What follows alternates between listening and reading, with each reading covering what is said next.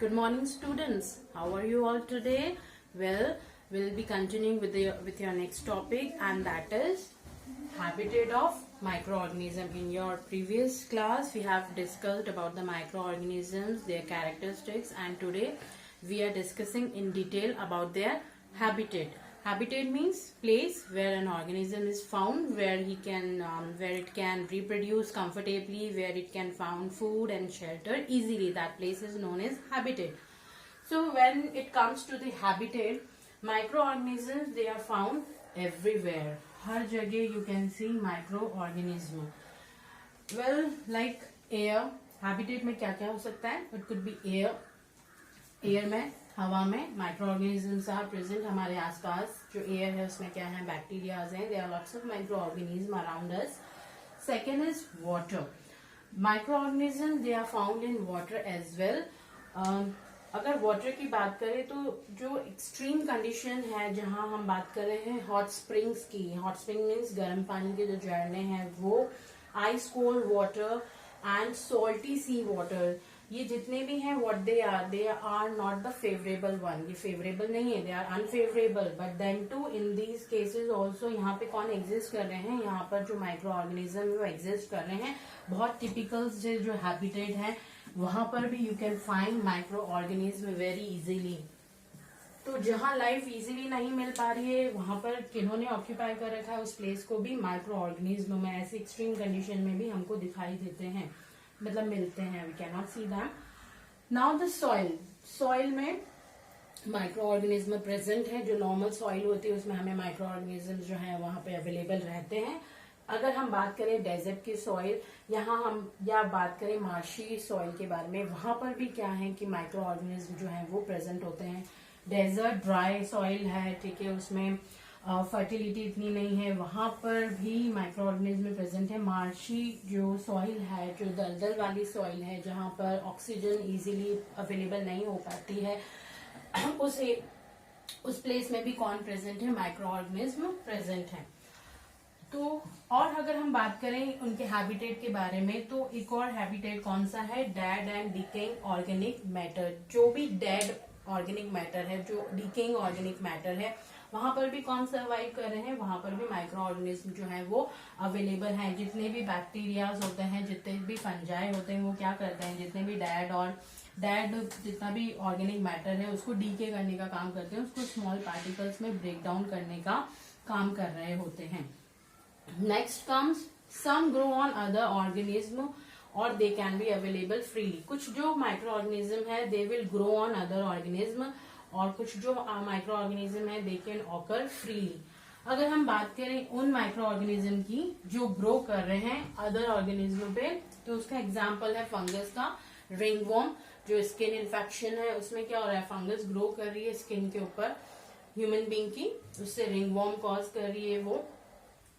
The next one is micro organism जो है they can live alone और they can form colonies. Alone means single form में वो present हो सकते हैं. फॉर एग्जाम्पल अमीबा है, पैरामीशियम है, यूग्लिना है, what they used to do, ये अलोन ही अवेलेबल रहते हैं. और बाकी जैसे फंजाई की बात करें, बैक्टीरिया की बात करें, तो ये कॉलोनीज के फॉर्म में रहते हैं. इस तरीके से ये कॉलोनीज बनाकर रहते हैं. तो ये कंप्लीट होता है habitat of micro organism. Now we'll move toward the next topic. Well student, our next topic is human being and micro organism. Means micro organism जो है what kind of role they are playing in the life of human beings. Micro organism जो है they can be friendly, they can be harmful. अगर हमारे लिए वो friendly है, उनसे हमको कोई नुकसान नहीं हो रहा है, then they are useful for us, ठीक है. हार्मफुल वो माइक्रो ऑर्गेनिज्म है जो हमारी बॉडी के अंदर डिजीज कॉज कर रहे हैं. अभी हम बात करेंगे फ्रेंडली माइक्रो ऑर्गेनिज्म की, जो कि हमारे लिए यूजफुल है.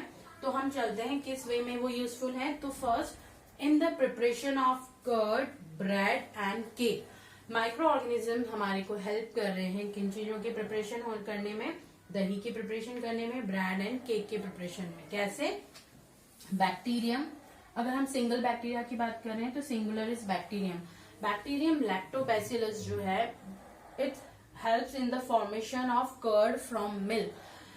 मिल्क से कर्ड को कन्वर्ट करने का काम कौन सा बैक्टीरिया कर रहा है? लैक्टोबैसिलस, ठीक है. Next, rennin is again a kind of bacteria, and what rennin is doing, what this bacteria is doing, it is helping in cheese formation. चीज के फॉर्मेशन में जो बैक्टीरिया हेल्प कर रहा है, that one is rennin. Now fungi, how fungi is beneficial for us.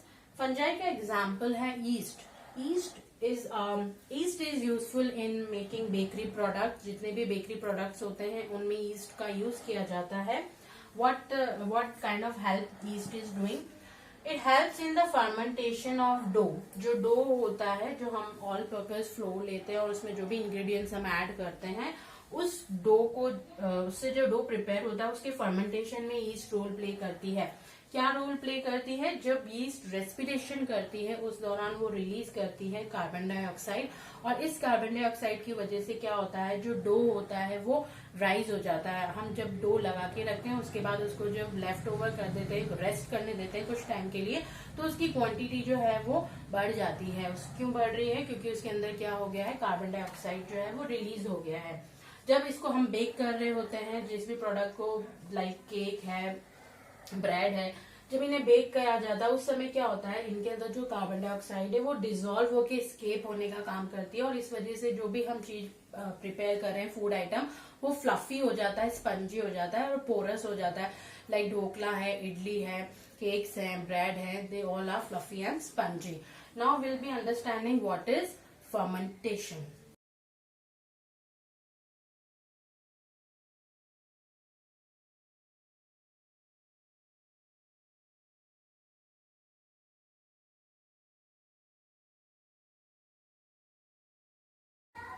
We'll be understanding fermentation process. What is fermentation process?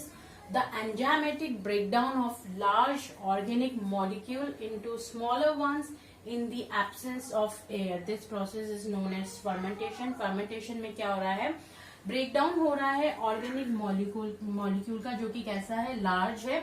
Large organic molecule जो है उसको हम ब्रेक कर रहे हैं स्मॉलर वंस में, एंड किसकी मदद से कर रहे हैं, उसमें एंजाइमेटिक ब्रेकडाउन हो रहा है. एंड क्या होना चाहिए, एब्सेंस ऑफ एयर होनी चाहिए. तो ये कंडीशन होनी चाहिए उस प्रोसेस में. जब ये ब्रेकडाउन होगा तो that process is known as fermentation. और यहाँ पे क्या रिलीज होगी, यहाँ पे कार्बन डाइऑक्साइड गैस जो है वो रिलीज होगी. ये जो फर्मेंटेशन वाला प्रोसेस है ये बहुत ही यूजफुल है, और कमर्शियल यूज जो है माइक्रो ऑर्गेनिज्म का वो इसी प्रोसेस के अंदर किया जा रहा है. इसी प्रोसेस की वजह से हम जो माइक्रो ऑर्गेनिज्म है उनको कमर्शियल लेवल पर यूज कर रहे हैं. कमर्शियल लेवल मीन्स हम उनको इंडस्ट्रीज में, फैक्ट्रीज में इनको यूज कर रहे हैं. तो इसका जो कमर्शियल यूज है माइक्रो ऑर्गेनिज्म का, वो क्या है, that is the production of alcohol from sugar. Sugar से अल्कोहल का प्रोडक्शन करवाना, और वो किस प्रोसेस की हेल्प से हो पा रहा है, फर्मेंटेशन प्रोसेस की मदद से हम जो शुगर है उसको अल्कोहल में कन्वर्ट कर रहे हैं. तो ये प्रोसेस कैसे होता है इसे समझते हैं हम. सबसे पहले जो शुगर है, जब उसमें यीस्ट ऐड की जाती है तो यीस्ट के अंदर हमने अभी बात करी थी एंजाइमेटिक ब्रेकडाउन, मतलब हम एंजाइम की हेल्प ले रहे हैं.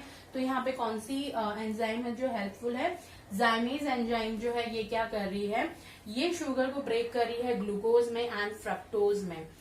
जब शुगर ग्लूकोज एंड फ्रक्टोज में ब्रेकडाउन हो जाती है तब जो ग्लूकोज है उसके ऊपर एक दूसरी एंजाइम जो कि यीस्ट के अंदर प्रेजेंट है वो है इन्वर्टेज एंजाइम. ये जो एंजाइम है ये ग्लूकोज को चेंज कर देती है ethyl alcohol and carbon dioxide gas जो है वो रिलीज हो रही है. ये जो इथाइल अल्कोहल है ये कमर्शियली यूज किया जाता है इंडस्ट्रीज के अंदर. तो हमने समझ लिया commercial use of micro organisms, मतलब इंडस्ट्रीज में माइक्रो ऑर्गेनिज्म जो है वो कैसे हेल्पफुल है. तो फर्मेंटेशन प्रोसेस हो रहा है, उससे क्या हो रहा है, कार्बन डाइऑक्साइड रिलीज हो रही है, एंड दूसरा जो शुगर है उसको किसमें कन्वर्ट कर रहा है, अल्कोहल के अंदर कन्वर्ट कर रहा है.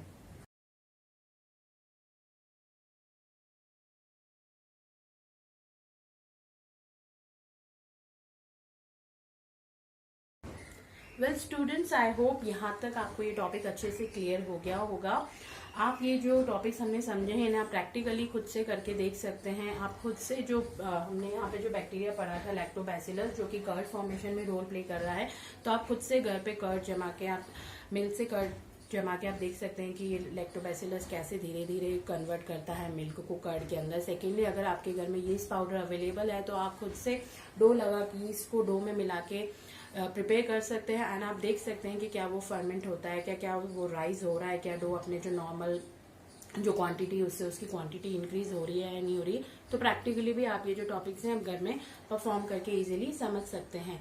जो हमारा नेक्स्ट टॉपिक है medicinal importance of micro organism, वो हम नेक्स्ट क्लास में कंटिन्यू करेंगे। उससे पहले आप लोगों की जितनी भी सोशल रिस्पॉन्सिबिलिटीज एंड ड्यूटीज बन रही हैं वो क्या क्या हैं। आपको अपने हैंड जो है सैनिटाइज करने हैं, अच्छे से सोप से फ्रीक्वेंटली वॉश करते रहना है 20 सेकेंड्स के लिए। आपको सोशल डिस्टेंसिंग मेंटेन करके रखनी है। You have to be at home, आपको सेफ रहना है, न्यूट्रिशनल डाइट खानी है and you have to drink plenty of water and अपने पर्सनल हाइजीन का आपको अच्छे से ध्यान रखना है।